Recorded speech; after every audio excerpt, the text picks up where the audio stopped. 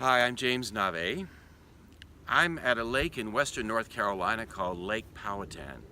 It's not too far from where I grew up. In fact, I used to swim in this lake when I was a boy.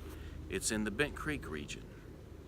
I thought since I'm at a lake that I've known well all my life, I thought, why not do a poem about a fish? So I'd like to give you a poem about a fish. It was written by Elizabeth Bishop, and it's titled The Fish. I caught a tremendous fish and held him beside the boat, half out of the water with my hook fast in the corner of his mouth. He didn't fight. He hadn't fought at all. He hung, a grunting weight, battered and venerable and homely. Here and there his brown skin hung in strips like ancient wallpaper, and its pattern of darker brown was like wallpaper, shapes like full-blown roses, stained and lost through age.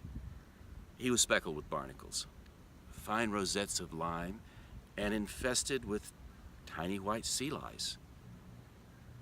And underneath, 2 or 3 rags of green weed hung down.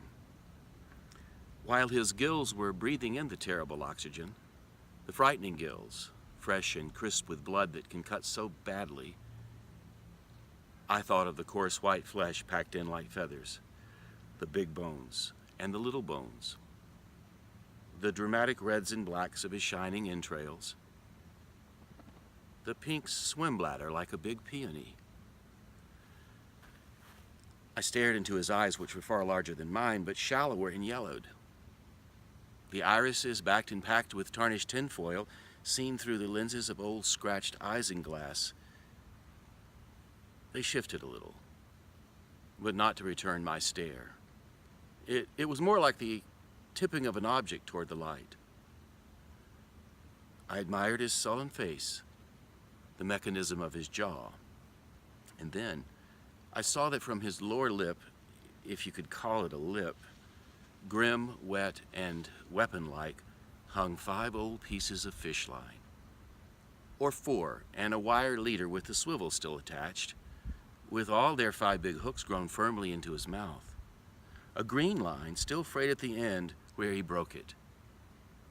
2 heavier lines, and a fine black thread still crimped from the strain and snap when it broke, and he got away. A 5-haired beard of wisdom trailing from his aching jaw. I stared and stared, and victory filled up the little rented boat.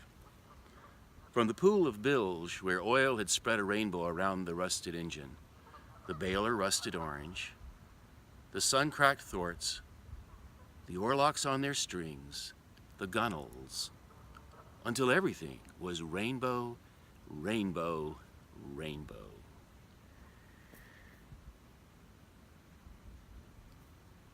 And I let the fish go.